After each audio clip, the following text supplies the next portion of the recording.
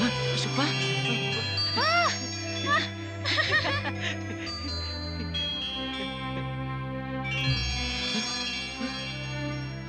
Ganda. Suot siya na.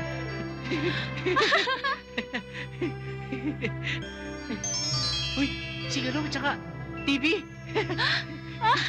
Katulad ko, pangsamantala lang yung mga gamit na yan.